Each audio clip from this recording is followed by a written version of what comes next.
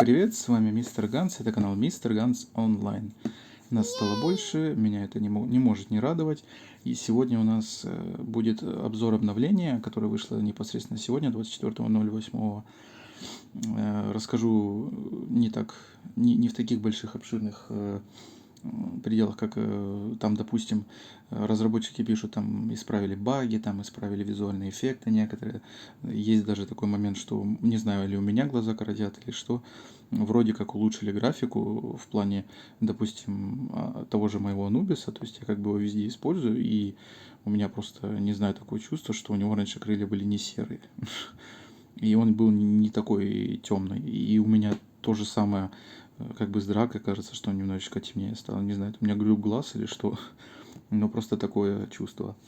В общем, главное, что у нас добавили в этом обновлении, это суперэволюция Купидона. Наконец-то. Купидона я ждал очень давно верил, но до Купидона нам почему-то дали вот эту птичку, которую, в принципе, не понимаю, да, она милая, конечно, особенно маленькая, но смысл, она никак, в принципе, ни на что не повлияла там. Единственное, что водная кое-как на арену повлияла там, и светлая на Титана, все. В принципе, в дальнейшем там никакие там другие не особо ничем не зашли, что нельзя сказать о Купидоне. То есть Купидон это топ, как бы мон-хиллер, там дефер, особенно вот мой светлый. Визуалка просто как бы, ну, охренеть какая классная, мне очень нравится. Прям постарались. Особенно большой, как бы, прям как архангел какой-то выглядит на самом деле. Правда, нимб можно было сделать и покрасивше, но да ладно. Единственное то, что мне не понравилось в этой как бы суперэволюции, это то, что статы как бы по сравнению с другими, ну, они реально вообще почти не повышаются на копейки. Типа основной атрибут def как бы всего там на 500 повысили, но это вообще бред какой-то. Ну, по статам реально, как бы, я не знаю, они, не знаю, испугались, то, что он и так как бы много дамажит, там и хороший хил и все такое, ну, фиг его знает. В общем, собирайте камушки, если у кого-то есть. Ждите, пока сейчас проходит фестиваль. Ждите, откроется. Делайте суперэволюции, получайте халявные гемы. Так, ну, по суперэволюции у нас, в принципе, все. Радуемся и верим, и ждем новых супермонов. Я все жду и надеюсь, что когда-нибудь нам добавят все-таки 5-звездочного, чтобы мы могли его сделать суперэволюцию. Ну, конечно, будет имба, но типа пока только 4-3 звезды дают. И уже хорошо, как бы без них было хорошо тоже, но с ними еще лучше стало. Также у нас добавили два новых элемента вот этому мону. Получается, по свету, что можно сказать, в тир-лист эти два мона не вошли. Первому, можно сказать, неплохой будет танк для арены, для башни, возможно. То есть сифончик и, как у танка, щиток. В принципе, неплохо. Не тестил, пока не призвался он у меня, так что объективно его не могу пока никак сказать. По скиллам мне нравится, будет неплохой. Что касается тьмы, как бы, ну, думаю, для Титана сойдет. Все, больше его никуда не засунешь. Ни в ПВП, ни в башню, никуда. Вот ни на големов, никуда его, в принципе, уже засунуть не вариант. Для светлого Титана, в принципе, будет самое, ну, как бы, у него скиллы, если книжками прокачать, в принципе, будут еще по 10% давать. Так что, в принципе, можете пользоваться. Свет прям рекомендую, прям неплохой будет для арены. Так, что у нас еще? У нас будет вскоре фестиваль по Пипу. Это очень хорошо, потому что я все эти фестивали с Пипом просрал. Не смог найти, не смог получить его. В принципе, он очень неплохой. Очень редко на него идет фестивали. Это будет у нас экзотик. В принципе, по нему что могу сказать сразу. Делать, если вы прям будете на него делать уклон, то в принципе для трехзвездочного недели арены это вообще прям топ-топ-топ. То есть, в принципе, делать огонь рекомендую, воду, ну, не особо прям, извините, земля хороший атакер, свет хороший, в принципе, тоже атакер. И по Дарку тоже, в принципе, неплохо. То есть вода, в принципе, не алё. То есть другие можете делать. Первоначально, конечно, бы посоветовал сделать, наверное, или лайт, или же землю. Потом, конечно же, либо огонь, либо тьму. В самом конце даже можете не делать, в принципе, пип воды, но такое, в принципе, не очень. Так что запасайтесь терпением. У нас есть очень отличная теперь еще вещь, как автопризыв. Как это выглядит? Выглядит это таким образом.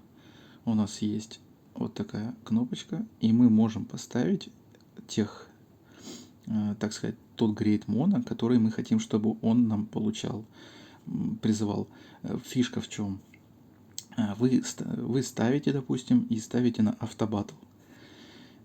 И все, в принципе, у вас будут автоматически, то есть раньше была какая проблема, вы при постановке на автобатл чаще всего ставили, я, допустим, ставил так, чтобы, потому что мне, допустим, нужно набить какой-то ресурс для камней на суперэволюции, или нужно поймать какого-то мона, а мне мешали другие, то есть там можно было поставить так, чтобы вы, допустим, просто не призывали их, а убивали.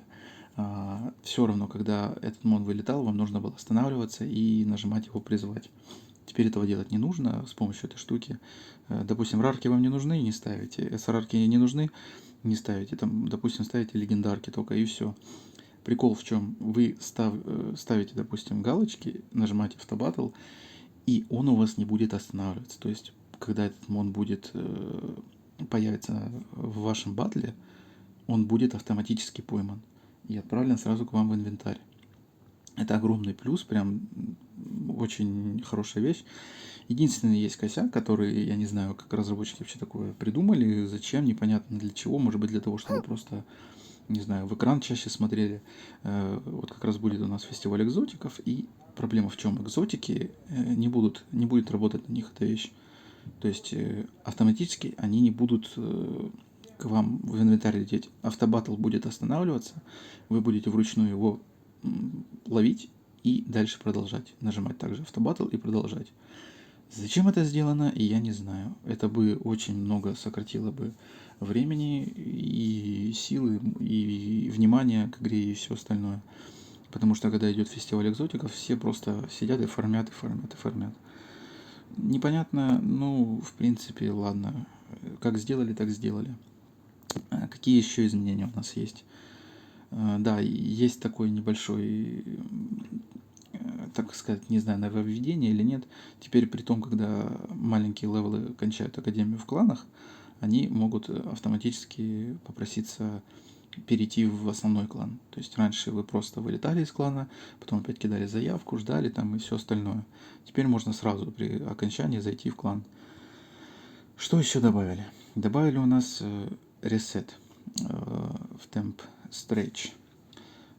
Что это такое? То есть, когда у нас мы призываем там фестивалевых монов там или еще на каких-то у нас очень много монов летит, и у нас, если маленький инвентарь, они у нас улетают именно сюда.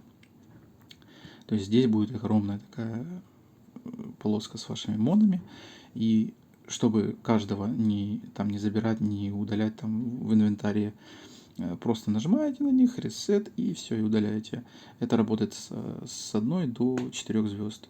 5-звездочных и глимов, конечно же, здесь так не удалишь. Ну, это понятно, почему сделано. То есть, там кто-то призвал, допустим, там забил на игру, там, не знаю, чтобы они у него тут через почту потом просто нафиг не улетели. Вот.